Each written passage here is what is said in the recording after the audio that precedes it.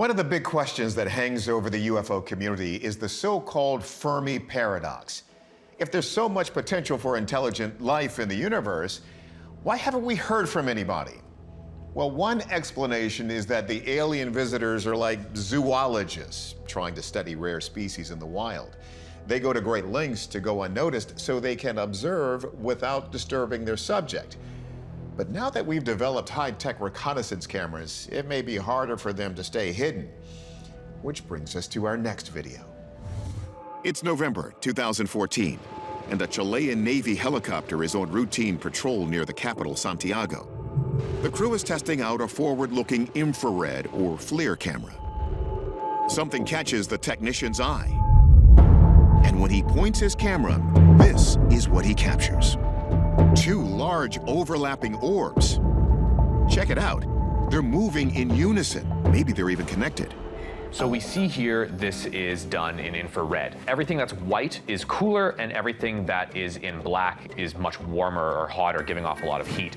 Based on the thermal camera's readout, the object is hotter than everything else in the frame, and the Navy crew says the object's speed matches their own 130 knots. Then look, the objects seem to release a plume of some sort, not once, but twice. For forensic investigator Chase Klotsky, the plumes are an intriguing sight. I've just never seen anything like this before. And the plume, like, what is that? It's so unusual. Is it gas? Is it vapor? One thing Klotsky is certain about, the video is not a hoax. This case is absolutely the real deal. Chile actually openly investigates their UFOs. So when the Chilean government comes out and says, this is something that has the characteristics of a UAP, you can take it to the bank.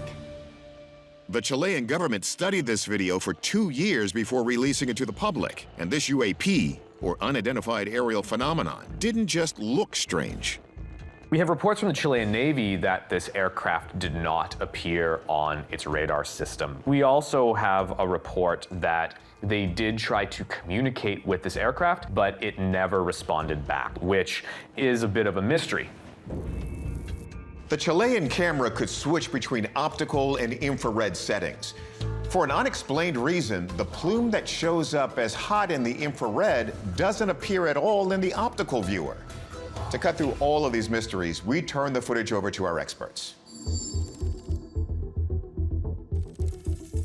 Tim McMillan considers whether it might have been a hostile craft trying to sneak into Chilean airspace. Obviously, the drone theory is one that everyone has to examine. This was filmed in 2014. Drone technologies were not nearly as advanced as they are today, and they weren't as frequent, even with the militaries of the world.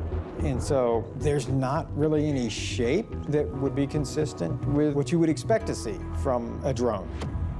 Balloons are also mistaken for UFOs quite often, so astronomer and video effects designer Mark D'Antonio looks at that possibility. Certainly balloons do go that high, and certainly balloons do travel slowly, but they generally don't show hot spots like this. I do not believe this is a balloon.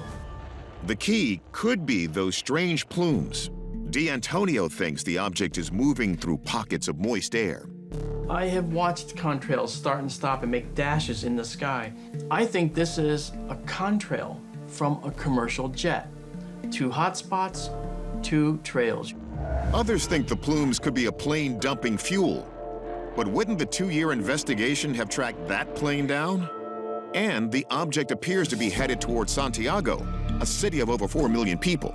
Aircraft, when they're in trouble, will tend to go out to the ocean to be able to dump their fuel. And they do that in non-populated areas. And if you look at the settings on the Westcam camera, it was looking at an object that was fairly straight ahead, which means that the object was equivalent to its altitude, which puts it at a relatively low. 4,000 feet is nothing in terms of its altitude.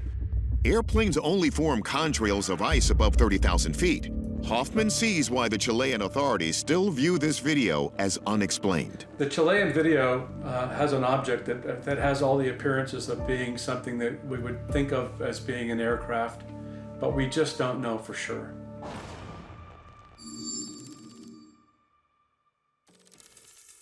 There are still no clear explanations for why radar failed to detect this object, or why the plume doesn't show up in the optical viewer.